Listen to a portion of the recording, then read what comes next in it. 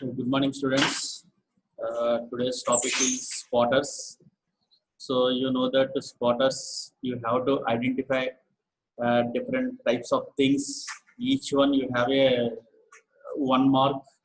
So here you have to identify different types of spotters. So today and tomorrow we will discuss about these spotters. About these spotters, you can see here. Uh, there are different types of spotters. There are total 6 types of spotters you have to identify. So these spotters, especially, you have to identify in the experiment section in the laboratory. So while doing your experiment, in that time we will give you 5 minutes each one. So there are 5 questions you have to identify. For each question you will get 1 mark. So total 5 marks in your hands. Okay. So first one is crystals. You have to identify. Crystals means you know that there are different types of crystals, wasserjohn crystals especially. So on that wasserjohn crystals, you have only 3 types of crystals: glucosojones, lactosojones, and maltosojones. Okay, these 3 crystals, identification of crystal, that is very easy. Next one is reagent bottles. So reagent bottles are whether they are labeled or unlabeled. Both you have to identify depending on color or depending on label. We will give you that reagent name, but you have to write down what is the experiment name, in which purpose we will doing that experiment. We have to identify what is that reagent composition. Okay. Next one is instruments. There are different types of instruments. I will show you what are the instruments you have to identify. Next one is structures, different molecular structures. Next one is clinical charts. Some abnormal symptoms of the charts we will show you. That is you need to identify. Last one is glucose tolerance test curves. Different. There are 3 types of charts are there, GTT. So you have to identify what is the clinical condition of the glucose tolerance test charts. So today we will discuss about the first 3 crystals, reagent bottles, and instruments. First 3 are we will discuss today. Tomorrow we will discuss about structures, clinical charts, GTT curves. Okay, total 6 charts. In these 6, at the time of examination, we will give you only 5. First one is crystals. So we know that crystals, we are identifying these crystals under the microscope. So we will keep one microscope, and also we will keep one type of crystal. So on that microscope, you have to identify what is that specific crystals. So we know that what are those crystals? Wasserjohn crystals. So how many types are there? Only 3 types are there. So it is very easy to remember. So I will show you that. So this is the normal procedure how to do the wasserjohn experiment. Okay. So you know that 5 ml of sugar solution, add 1 spatula of phenylhydrazine HCl. Okay. Then add 2 spatula of sodium acetate. Then add 8 drops of glycyl acetic acid. Okay. Just for remember this procedure, whether you can remember or not, you don't need to write down this procedure. But you have, if there is any time for some other, if you have more time for identification, you can write down this procedure also. Okay. Then after adding all these ingredients, next mix and keep the boiling water for 20 minutes.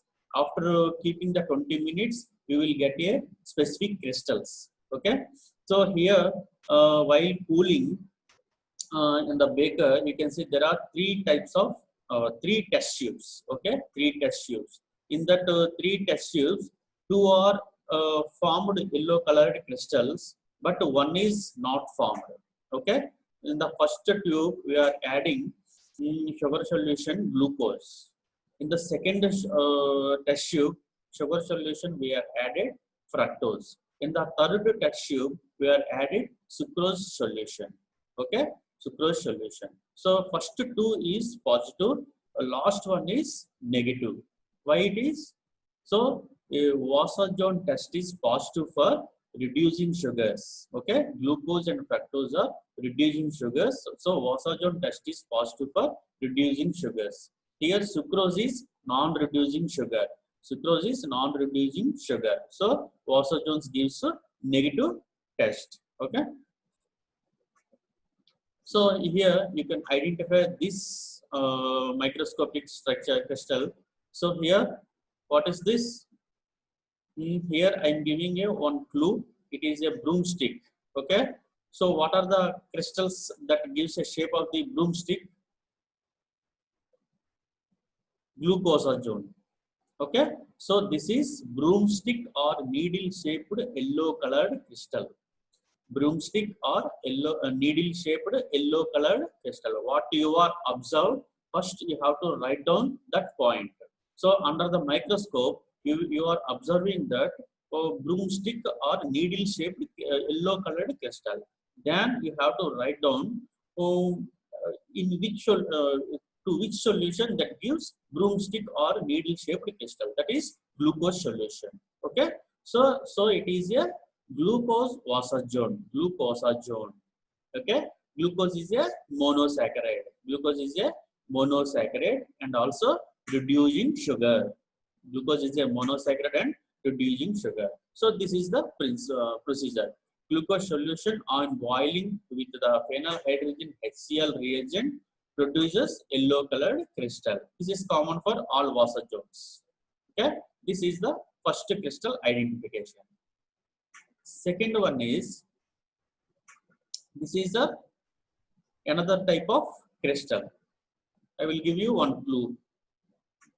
So it is a sunflower shaped crystal. What is the name of this crystal? See, it is a first identification is it is a sunflower shaped crystal. Okay, sunflower shaped yellow colored crystal. Okay, so it is a maltosazone. Maltosazone. Okay, so maltose is a disaccharide. Maltose is a disaccharide. So what is the composition of disaccharide? Two monosaccharides. So here maltose is a disaccharide that is formed by when two glucose molecules combine together by alpha 1,4 glycosidic linkase. Alpha 1,4 glycosidic linkase that forms maltose. So these crystals are maltosazone crystals. So maltose solution on boiling with the phenyl hydrogen HCl reagent produces yellow colored crystals. If you want, you can write down more points. Maltosazone, maltose is a disaccharide. What is the composition? Glucose and glucose. What is the bond formation? Alpha 1,4 glycosidic linkase. Okay. Next one is, you can see. It is, you can see these clues. If you not getting idea, you can see the clue. But in the examination, we don't give you any clues. Okay, in the examination, we don't give you any clues. For remembering only, here I kept all these examples. Okay, so it is a another type of crystal. It is a powder puff shaped crystal. Okay, it is a powder puff shaped flower. So it is a powder puff shaped crystals. So what is the powder puff shaped crystal you identified in the experiments? That is lactosazone. So it is a powder puff, hedgehog or cotton ball shaped yellow colored crystal. Okay, it is a lactosazone. It is a lactosazone. So lactose is a disaccharide. Lactose is a disaccharide. What is the composition? Glucose plus galactose. Glucose plus galactose. So it is a milk sugar. Okay, glucose plus galactose. What is the bond formation? Beta 1,4 glycosidic linkase. For maltose, that is alpha 1,4 glycosidic linkase. Here it is beta 1,4 glycosidic linkase. So lactose solution on boiling with phenyl hydrogen HCl reagent produces yellow colored crystals. So here you have to remember only three crystal structures. One is glucosazone, one is maltosazone, one is lactosazone. So maltosazone, that is needle shaped or broomstick shaped crystals, maltosozone, that is sunflower petal shaped crystals, lactosozone, that is powder puff shaped crystals, cotton ball shaped crystals. So these are the three crystal structures of the vasa zones. Next one is reagent bottles. So different reagent bottles we will keep there. Whether that is some reagent bottles are having labeling, reagent name. Some are not having any labeling. So here first one is blue colored bottle. So here you don't want to confuse anything. We will tell you that name also. But here, while doing the experiments, how many other blue color reagent bottles there is only two bottles. One is Benedict's reagent, one is Barfoot's reagent. So if you wanted to identify what is the specific reagent name is, you have to identify while smelling. Okay, so here Benedict's composition, it is not having any acid, but with the Barfoot's reagent, that is having HCl. Okay, that is having HCl. So that is acidic smell is coming, Barfoot's reagent. But Benedict's reagent, it is not having any smell. Okay, so it is a Benedict's reagent. It is a Benedict's reagent. So Benedict's reagent, for which purpose we are using this Benedict's reagent? For reducing sugars, identification of reducing sugars. What are those reducing sugars we are identified in the lab? Glucose, fructose. Okay, for sucrose it gives negative because sucrose is a non-reducing sugar. So what is the composition of the Benedict's reagent? So simply you can remember SSC, secondary school certificate SSC, 10th class. So you can remember that code, SSC, sodium carbonate, sodium citrate, and copper sulfate. This is the composition of the reagent. So it is we are using for reducing sugar. Okay, reducing sugars. So while doing the experiment, when we are taking a urine sample in a test tube, first of all, what is the procedure? So we are taking 5 ml of the Benedict's reagent. In that 5 ml of the Benedict's reagent, we are adding urine solution, 8 drops of the urine solution. So when we are adding 8 drops of the urine solution, then we are heating that test tube. So if the urine is not having any sugar molecules containing non-reducing sugars, that will never give any color because non-reducing sugars are negative for Benedict's test. So that is remain in blue color. Okay. So if it is having reducing sugars like glucose and fructose, depending on concentration of the glucose and fructose, that gives different colors. Okay, while heating. So under heating, if it is get green or yellow color precipitate, that is having a trace amount of reducing sugars. Trace amount of reducing sugars. So if it is in yellow, orange or orange to red precipitate, that is having a moderate sugar molecules. Okay, moderate sugar molecules. Last one is if it is having more sugar molecules, that gives a big red color precipitate. This is already you know what is the procedure of this experiment doing in the laboratory. So this is one reagent. What is that? Benedict's reagent. Next one is Ehrlich's reagent. So in which experiment we are using this reagent, Ehrlich's reagent? See. So first of all, while seeing the label, we have to write down first point it is a Ehrlich's reagent. Okay. Next one is in which experiment we are using this Ehrlich reagent? Detection of urobilinogen in urine. Detection of urobilinogen in urine. So if the urobilinogen is not present in the urine, that gives negative.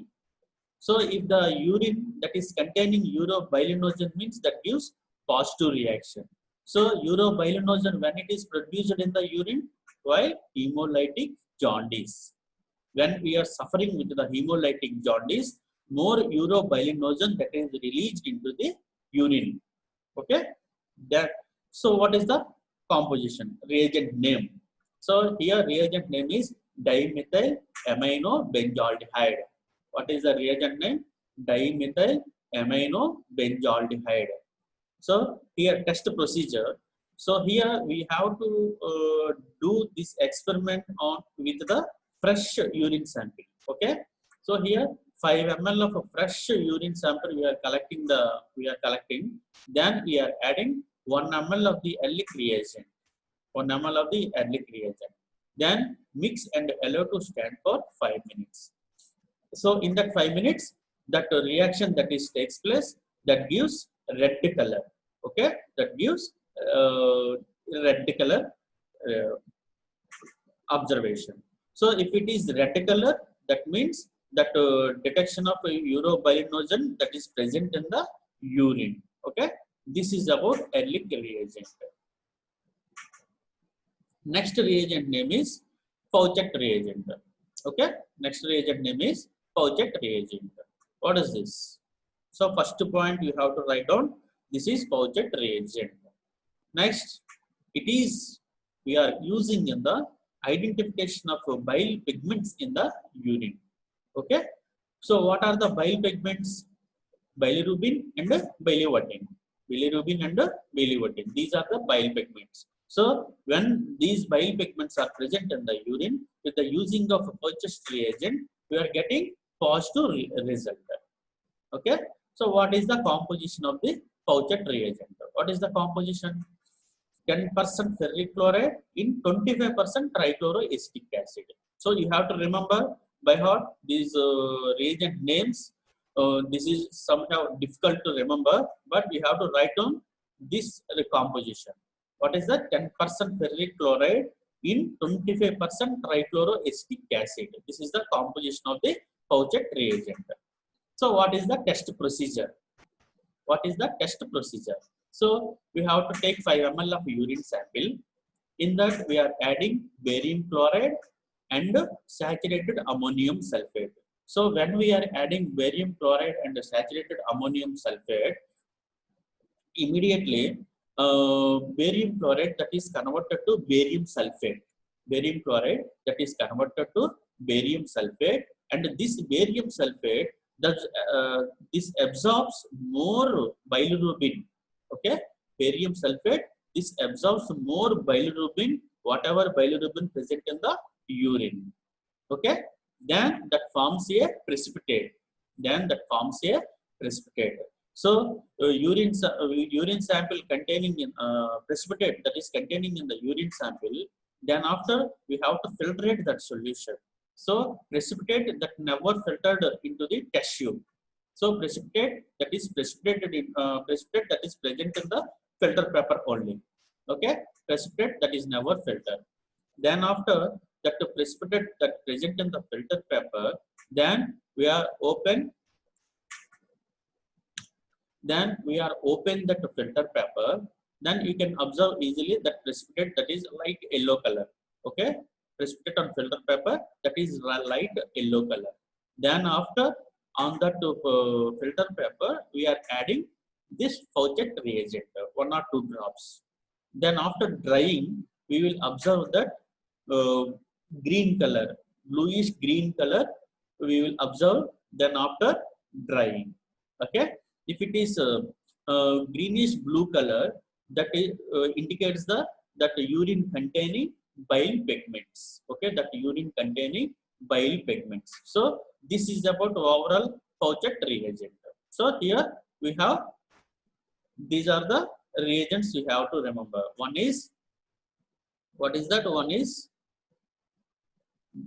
Benedict's reagent. Second one is Ehrlich reagent. Okay. Third one is Faucett reagent. Okay. So for each observation, minimum you have to write down 3 points. Okay. Minimum you have to write down 3 points within 1 minute. Within 1 minute, you have to write down 3 points. If there is any time, you can mention more points. Okay, but minimum you have to mention 3 points. Otherwise, you will never get 1 mark for each identification. Next one is instruments, different instruments. So you know this instrument name. What is this instrument name? Chromatography chamber. Chromatography chamber. So here two types of chromatography chambers are there. One is wooden chamber, wooden chromatography chamber. One is glass chromatography chamber. So here there are different types of chromatography chambers for experiment purpose. Ascending type of chromatography and descending type of chromatography experiment. So here for the glass experiments, mostly this is ascending type of chromatography. Okay, ascending type of chromatography. But here wooden type, this is we are using for descending type of chromatography chamber. Okay, so already we have discussed this about chromatography. So first of all, while seeing what is the instrument, whether it is glass or wooden, first point is it is a chromatography chamber. So what is the use of chromatography chamber? So we know that that is separating amino acids and carbohydrates depending on molecular weight. Okay, amino acids and carbohydrates depending on molecular weight in the biological fluids in the urine or blood samples. Okay, it can also resolve a mixture of them into the individual components. So here you can see this image. This is we will not give you this chart, just for understanding I kept here. So this is the starting point. This is the starting point. It is the glass chromatography. So ascending chromatography it is from the downwards to upwards that goes out. Okay. So here we are putting the sample biological fluid. So here biological fluid that is having all the amino acids, while the experiment that separates the individual amino acids, So this is the meaning. It can also resolve a mixture of them into the individual components. So separation of amino acids simply. Okay, this is about chromatography. If there is any time for writing, so here you can mention different types of chromatography. So liquid chromatography, gas chromatography, thin layer chromatography, paper chromatography. So simply you can remember paper, gas, liquid. Okay, paper, gas, liquid. You can mention these: liquid, gas, and paper chromatography. Next instrument is what is this? Electrophoresis. What is this? Electrophoresis chamber. So first one is we have to identify this instrument. First point is electrophoresis chamber. So what is the use of electrophoresis? Separation of plasma proteins. We know that separation of plasma proteins. For theory also, plasma proteins are very important. Alpha 1, alpha 2, beta, gamma. These are all proteins we are separating. Okay. So here this is the electrophoretography. So electrophoretography. While electrophoresis that forms a bands like this. So in our blood that is containing albumin more. So that gives first band is high. Then after alpha 1, alpha 2, beta and gamma. So depending on molecular weight, gamma is having low molecular weight, so that goes lost. So albumin that is having a more molecular weight compared to all these. So albumin that gives at the starting point only. Okay. So alpha 1 examples are antitrypsin, alpha 2 are haptoglobin, ceruloplasmin, macroglobulin, beta transferrin and beta lipoprotein, gamma immunoglobulins. So in some clinical conditions, for you know that carcinogens, okay, gamma globulins are elevated. Okay, gamma globulins are elevated. So here from this electrophoresis, not only using for not only separation of plasma proteins, it is also using for the separation of lipoproteins, immunoglobulins, and DNA also. So here, this is the another image you can see. It is the separation of lipoproteins, LDL, VLDL, HDL. So this is the image for separation of lipoproteins. Next one I will show you. So this is the separation of DNA. So DNA, it is a relaxed circular form.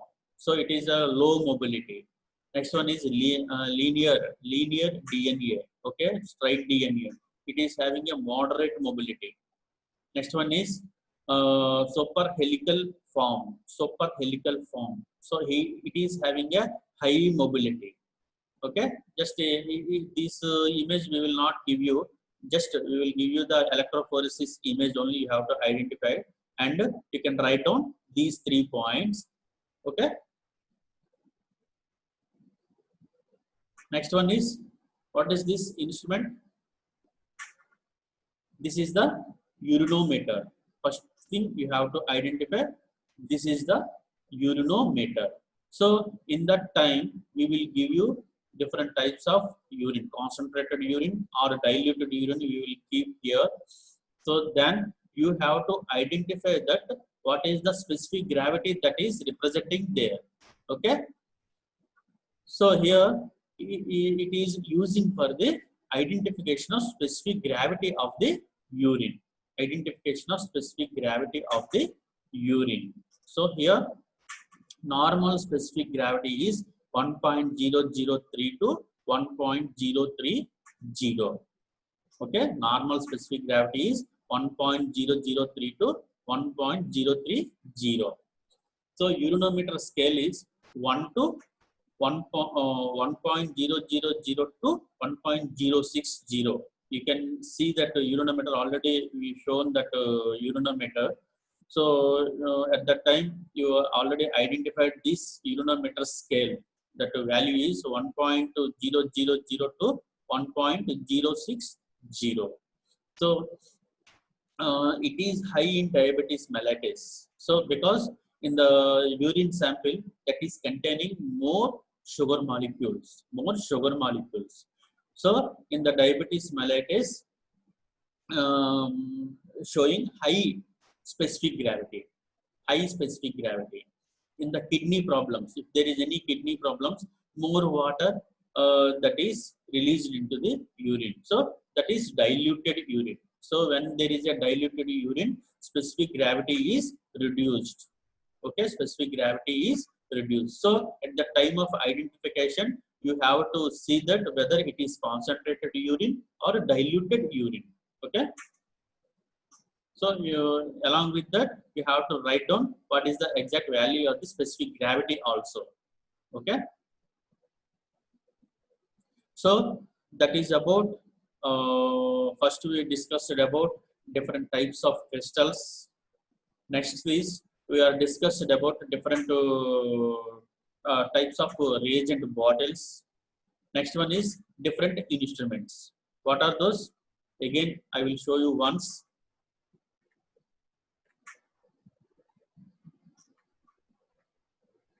One by one, you can see what we are discussed today. First one is Wasserjohn crystals. In that Wasserjohn crystals, we discussed 3 crystals. One is glucosamine. Okay, this is about glucosamine. Second one is sunflower petal shaped maltosajone. Okay, maltosajone. Last one is powder puff shaped crystal, that is lactosajone. So these are the 3 types of crystals. Next we discussed about reagent bottles. One is unlabeled. There is no labeling of this reagent bottle, but you can remember this is we will give only Benedict's reagent. Okay, first one is Benedict's reagent. Ehrlich reagent for identification of urobilinogen. Fauchett reagent for bile pigments, identification bile pigments in urine. These are the 3 reagent bottles. Next one is instruments. First one is chromatography, glass or wooden. Different types of chromatographies. Next one is electrophoresis for separation of plasma proteins, lipoproteins, immunoglobulins, DNA uses.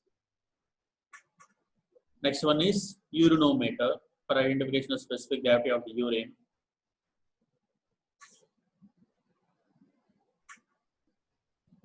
This is about spotters. So tomorrow we will discuss about another last three types of spotters.